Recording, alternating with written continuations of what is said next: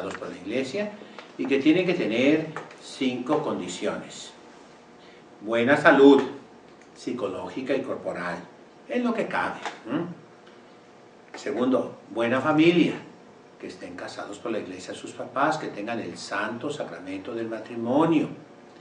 Tercero, buena índole, que no piensen que el convento es una correccional. No, señorita, es la casa de Dios, es una escuela para que seas santa, para que seas apóstol, para que seas evangelizadora, para que seas catequista, para que seas misionera. Luego, buena cabeza, en el sentido de que quieras superarte.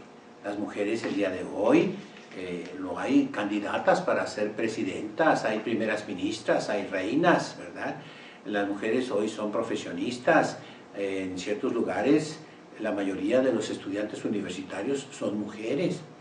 En nuestra congregación de religiosas ecuménicas en Guadalupe les damos la oportunidad de poderse preparar lo mejor que puedan cada una, según sus talentos, según su velocidad, según su índole, etcétera, ¿verdad?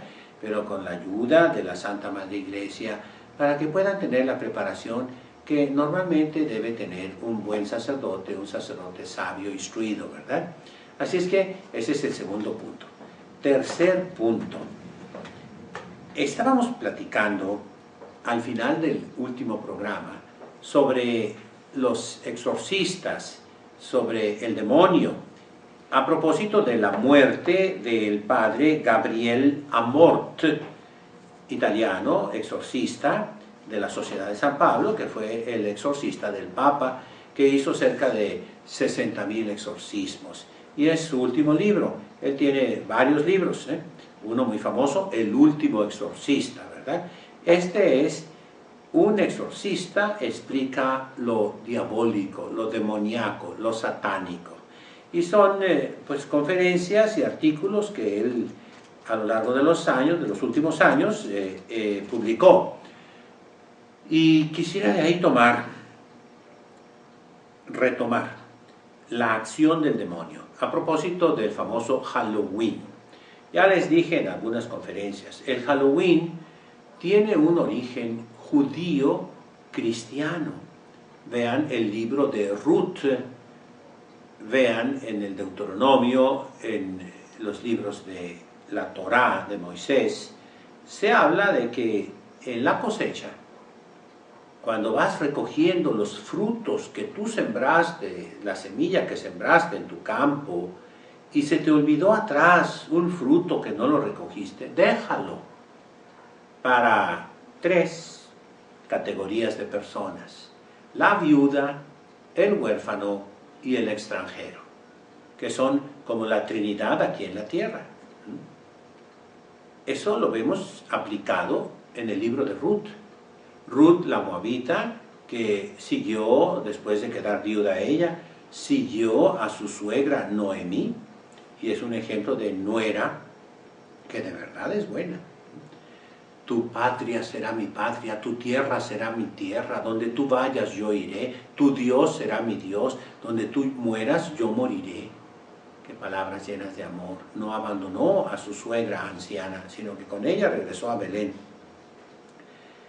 Las 2 viudas sin dinero, sin qué comer, pero ella se pone a recoger precisamente el origen de Halloween, a recoger las espigas que quedan detrás de los que van segando, o sea, recogiendo el trigo, la mies, la cosecha del trigo. Y ese libro hermosísimo, pues lo pueden leer en la Sagrada Escritura. Eso pasó en los pueblos cristianos, y en México, pueblo cristiano, pueblo católico, por tradición, se llama la pepena. Pepenar significa que los pobres entran a los campos, los dueños de los campos los abren para que entren viudas, huérfanos, extranjeros, y toman todo lo que quedó. Por eso los adornos de Halloween todavía conservan algo de calabazas ya grandes, una calabaza que se queda, crece, de mazorcas viejas, de los frutos que quedaron en otoño, porque viene el frío. Y precisamente la palabra Halloween, que ahora se le dice Hollyween, significa santo. Ween significa víspera, evening en inglés moderno, ¿verdad? Y era la preparación a la fiesta de Todos Santos, porque los santos nos hablan del cielo. ¿Quieres llegar al cielo? Haz obras de caridad con la viuda, el huérfano y el extranjero. Tristemente, y por eso ahora yo no recomiendo el Halloween de ninguna manera. Óiganlo bien, yo soy el primero que les dije, tiene un origen judío-cristiano. El Halloween en origen era bueno, pero se echó a perder. Y tristemente es la noche en que los demonios de verdad andan sueltos. Ayer las madres religiosas ecuménicas de Guadalupe hicieron una vigilia con el Santísimo Sacramento expuesto hasta la medianoche, para pedir por todos esos pecados que se están cometiendo con el pretexto del Halloween. No usen disfraces, no. Lo que comenzó como algo inocente se ha echado a perder. Permítanme hacerles una analogía con la fiesta del carnaval. El carnaval fue en origen una fiesta cristiana, católica. Fíjense el nombre, carnestolendas, es acusativo plural de carnes, y del verbo tolo. Tolendum es un gerundivo en latín que indica voz pasiva, un adjetivo con sentido de obligación. Deben ser quitadas las carnes. El domingo de Quincuagésima es seguido por 2 días de carnaval, lunes de carnaval y martes de carnaval, que en francés le dicen mardi gras, el martes de grasa. Todavía se puede comer carne con grasa, ¿verdad? Porque sigue el miércoles de ceniza. En origen era una fiesta de alegría en que todo el mundo pues comía carne porque eran los últimos días y iban a venir 40 días en que entonces se hacía ayuno y abstinencia. La disciplina era más severa y había menos enfermos y menos pecados en el mundo. La Iglesia Católica comienza en un mundo terrible, el mundo romano, el imperio romano, podrido hasta el tuétano, en el paganismo. Basta que lean ustedes, fíjense bien, les voy a decir a los sacerdotes, a las personas cultas que me estén escuchando, a los universitarios que tienen obligación de saber más que el pueblo sencillo. ¿Cuáles son los clásicos latinos, los clásicos romanos? Hay muchos, permítame citarles 6 de los principales. El primero, y que realmente no tiene nada de inmoral, es Julio César, con 2 obras fundamentales, la de la Guerra de las Galias, de Bello Gallico, y la Guerra Civil, de Bello Civili. Otros continuaron su obra con el Bellum Alexandrinum, Bellum Africanum, la Guerra de África, la Guerra de Alejandría, etc. Pero ese es el primer clásico, que se estudiaba en el 2º año de latín, y se lo aprendía uno de memoria. Gallia est omnis divisa in partes 3, quarum unam incolum Belge, alia Aquitani, tercia, etc. Así seguía. El segundo autor, nada menos que Marco Tulio Cicerón. Cicerón tiene cartas, que son obras maestras, y sirven para la literatura. Ahí ya Cicerón tiene algunos puntitos discutibles. Tiene los discursos, oraciones se llaman. El más famoso es el contra Catilina, quousque tandem Catilina abuteris paciencia nostra, y le dice, purga urbem, salte de la ciudad de Roma, etc. Otra muy famosa es contra Verres, que saqueó Sicilia, ¿verdad? Que fue un administrador romano corrupto. Otra pro reye Dayotaro, por un rey de Asia Menor, que era aliado de los romanos, que lo acusan de querer asesinar a César. Pro leye Manilia, en la que apoya a Pompeyo el Grande. Bueno, las obras más filosóficas de Cicerón son las disputaciones tusculanas y luego las obras de retórica.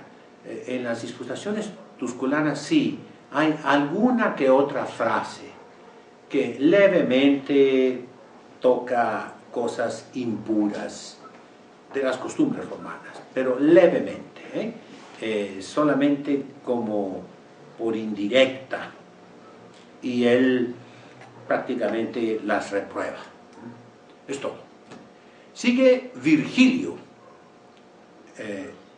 Virgilio tiene las Geórgicas, que es un manual de agricultura, de ganadería, maravilloso, en un verso maravilloso, bonito en latín.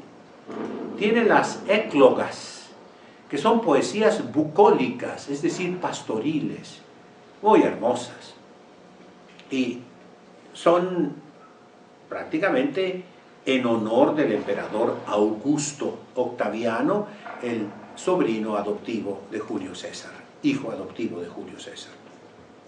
Y luego viene su obra maestra, la Eneide, que narra cómo los troyanos sobrevivientes a la guerra de Troya, cuando ardió Troya, pudieron huir en muchas naves e hicieron un viaje largo.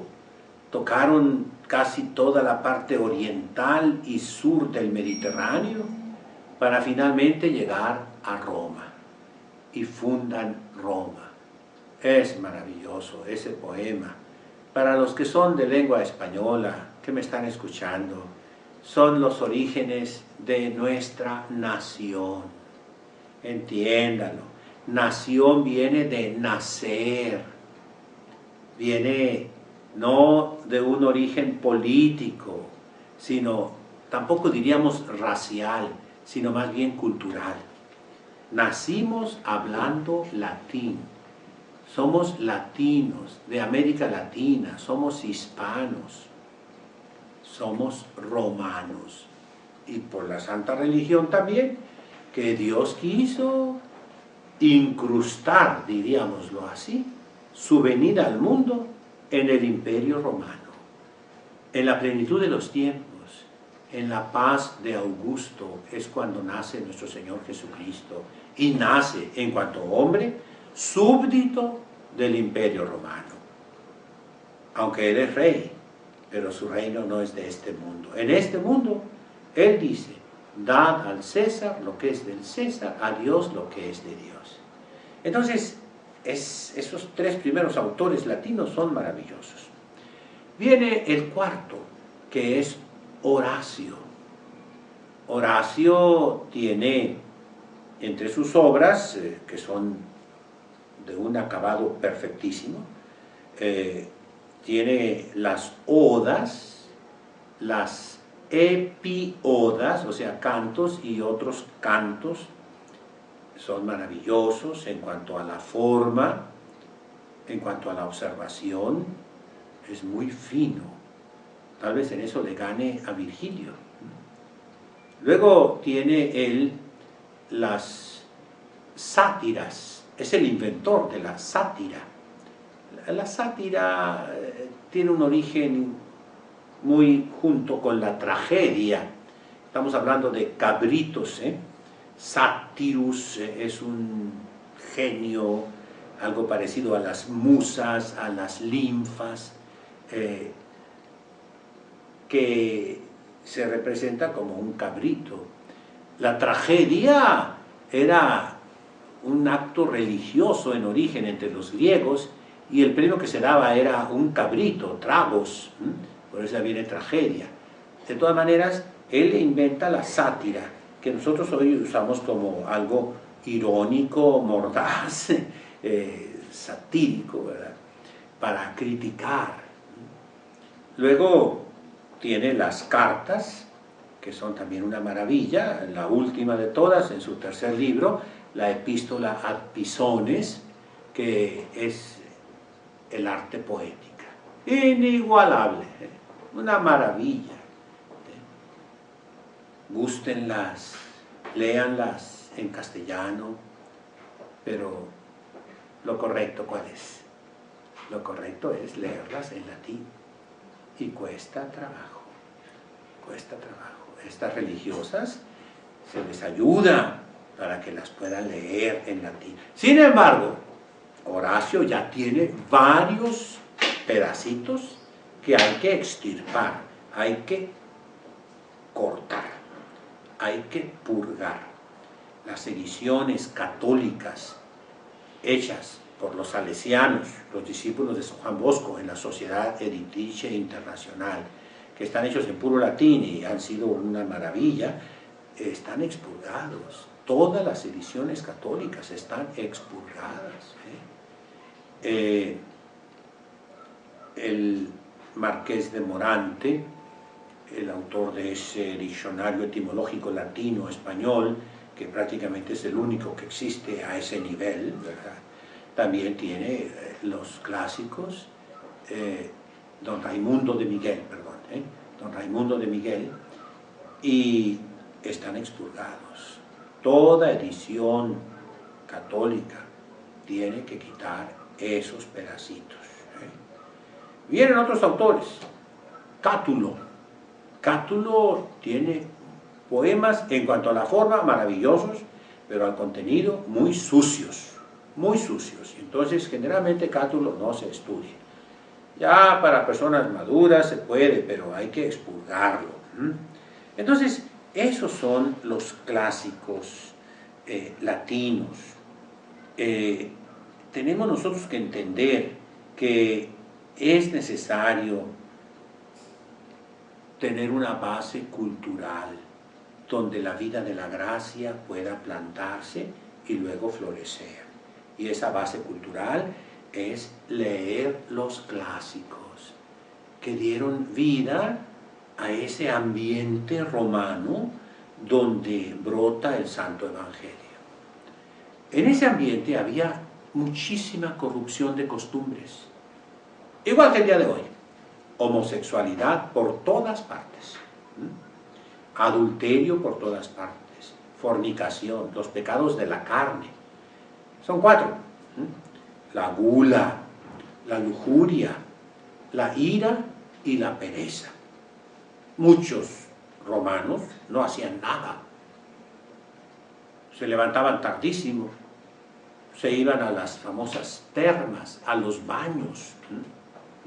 Ahí pasaban el día. Y después en la noche las cenas opíparas, las orgías, las bacanales, decimos, cosas pecaminosas, pero esa era la vida. Entonces, flojera, la ira, el enojo, por cualquier cosa mataban a los esclavos, por ejemplo. La impureza, ya hablamos de eso, y la gula, comer y beber, vomitarse y otra vez comer y beber, vomitarse y comer y beber.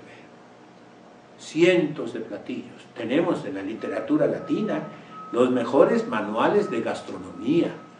Ahora anda muy de moda esa carrera. Yo invito a todos ellos a que vean la literatura latina. En internet pueden ver algo.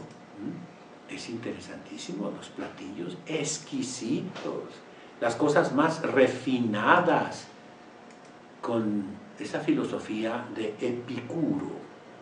Comer y beber. Mañana moriremos, no nos preocupe el mañana. El hoy es comer y beber. Y el hedonismo, la finalidad de la vida es el placer. Pues bien, la Iglesia se encuentra otra vez como corderos en medio de lobos. Este día de Halloween que acaba de pasar anoche, este programa es del día 31 de... Hoy es el 1 de noviembre de 2016, ¿verdad? Ayer, 31 de octubre, fue el famoso Halloween. Cómo se ha desatado el demonio y todos esos vicios. Por eso repito que ya no celebren el Halloween, los que me escuchan. Celebren el Día de Todos Santos, que es hoy, que es la fiesta del cielo. Si queremos llegar al cielo, hagamos obras de misericordia, y el Halloween entonces se convierte en la verdadera pepena antigua de los mexicanos, por decirlo así, de toda América Latina, de España, de los países cristianos, que era dejar a los pobres todo lo que quedó y darle de nuestro. El satanismo, decíamos, regresando a este cuarto punto, tiene dos acciones el demonio. La ordinaria es la tentación. La extraordinaria es infestación de lugares, que se quita con el agua bendita, mandando decir misas por los difuntos, con imágenes sagradas. La obsesión diabólica, que son ideas que te martillean, y se quita con la obediencia ciega a un confesor culto y santo. Obediencia a la Iglesia. Muy típica de la obsesión diabólica es el escrúpulo. No comulgues, no comulgues, no estás bien, tienes pecado, aunque te acabes de confesar, tienes pecado, no te confesaste bien, etcétera, etcétera, ¿verdad? ¿Qué debe hacer esa persona? Obedecer al confesor que te dijo, comulga. Aunque sientas que llevas el demonio dentro, tú recibes la Sagrada Comunión. Porque no, conscientemente, razonablemente, no has cometido ningún pecado. Es el demonio que te quiere alejar de la comunión. La obsesión diabólica pues, es muy dura, es muy parecida a la paranoia, ¿verdad? A las ideas maníaco-depresivas, etc., ¿no? La vejación, cuando el demonio nos golpea, cuando el demonio atenta aún contra tu vida, y por ello la prudencia. Jamás el sacerdote exorcista debe de estar solo con la persona poseída por el demonio, jamás.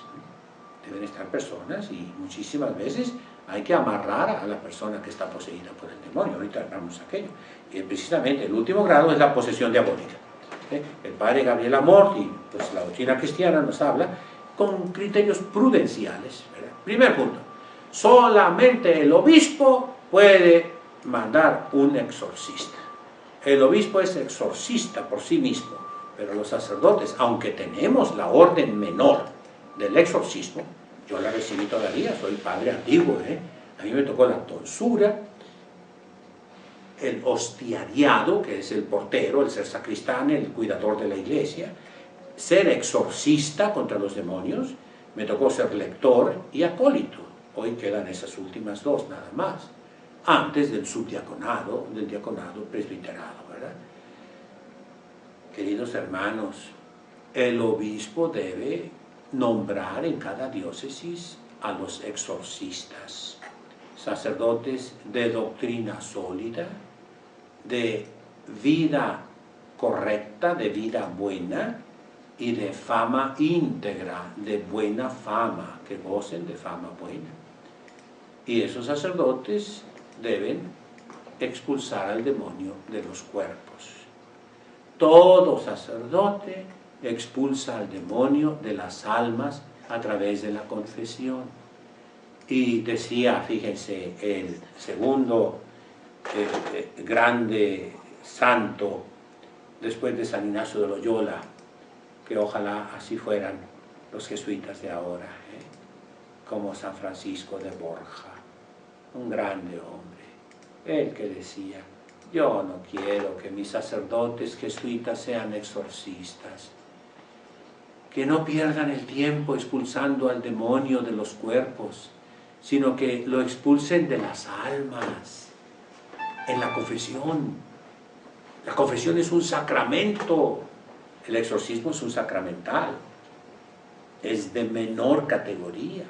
Por eso también los exorcistas, como dice el padre Gabriel Amort, primero deben darle la absolución, aunque sea bajo condición, al supuesto poseso. Luego lo deben ungir con la unción de los enfermos, que ya lleva en sí el rito antiguo, un exorcismo. Lleva un exorcismo. La reforma litúrgica en esto pecó, quitó el exorcismo. Por eso el padre Amort insiste, para el exorcismo el rito nuevo no ha funcionado, funciona el rito antiguo del ritual.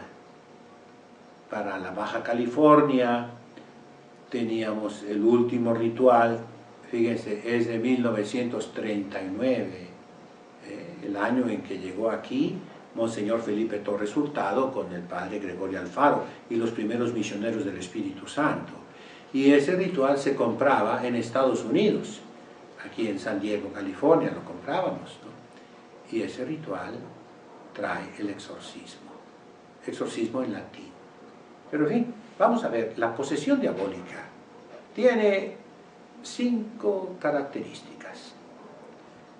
La primera característica, bueno, ya dije, quedó claro eso, solamente el obispo puede nombrar un exorcista.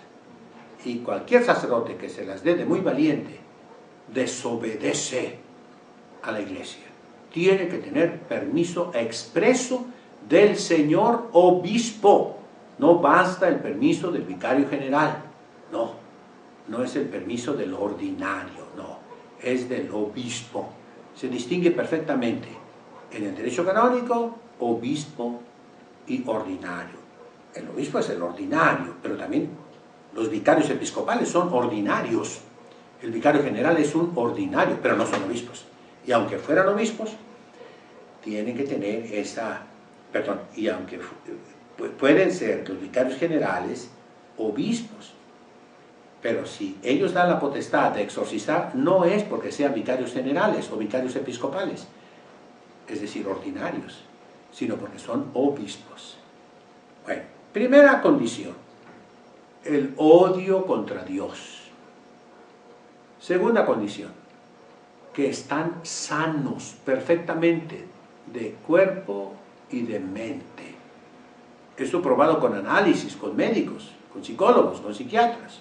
Son personas normales. Tercero, fuerzas descomunales.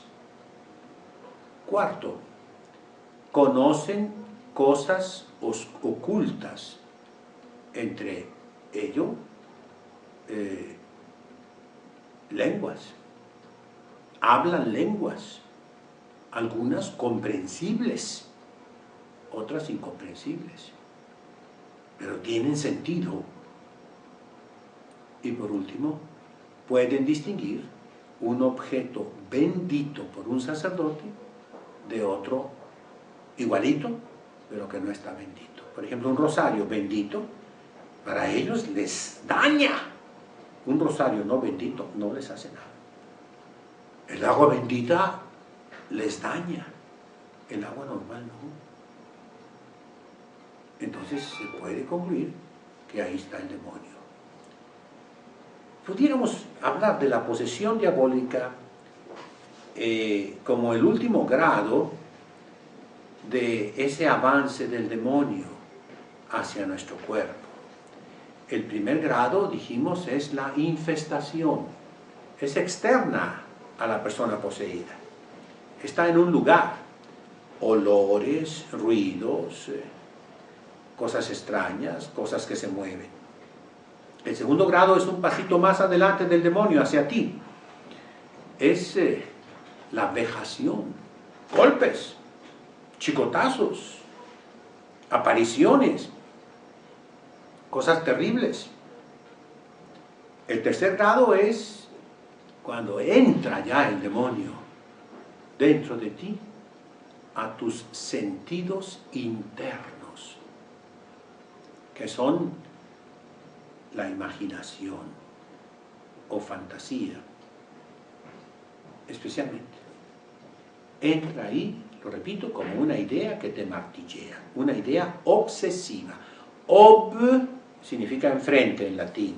Sesivo es una sesión donde están sentados, el demonio se sienta, los demonios se sientan alrededor de ti y ahí están duro y duro y duro hasta que te hagan que te desesperes.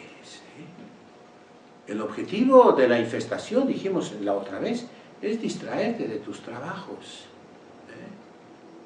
El objetivo de la vejación es que ya no sigas cumpliendo tu deber. Es lo mismo. El objetivo de la obsesión diabólica es que te desesperes. Y ya dijimos que se cura únicamente con la obediencia a la Iglesia Católica.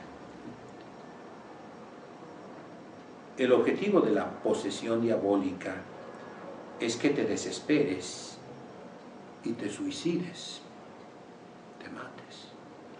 ¿Qué es la posesión diabólica? Es cuando el demonio logra entrar por tolerancia de Dios, por permiso de Dios. Hablábamos del santo Job. Logra entrar a tu cuerpo, a tus sentidos externos. Tu voz es la del demonio, tu fuerza es la del demonio, tu comportamiento es el comportamiento del demonio. La Iglesia vence al demonio por la sangre de Cristo, porque Cristo murió en la cruz y venció al demonio. Somos hijos de Dios. Es el demonio, lo repite mucho el Padre Gabriel, amor, el que debe tener temor de nosotros, miedo de nosotros. Muy bien, pasamos al quinto punto. Quiero presentarles un libro que ustedes ya conocen, el Catecismo de la Iglesia Católica. Este es un libro grueso, lo repito, es el catecismo dirigido a los obispos, a los catequistas, a los que hacen catecismos. Lo dice en la introducción el Papa Santo Juan Pablo II. El presente catecismo está destinado principalmente a los responsables de la catequesis. En primer lugar a los obispos, en cuanto doctores de la fe y pastores de la Iglesia. Les es ofrecido como instrumento en la realización de su tarea de enseñar al pueblo de Dios. Se dirige a los redactores de catecismos a través de los obispos, a los sacerdotes y a los catequistas. Será también de útil lectura para todos los demás fieles cristianos, pero está hecho para los obispos. Y sí, es una mole de información, es como un collage. Se tomaron textos de todas partes y se logró una síntesis bastante pesada, pero muy útil, muy útil. Hay muchas síntesis de esta, pequeños catecismos de la Iglesia Católica. Aquí en México, por ejemplo, es uno muy baratito, costará 10 pesos,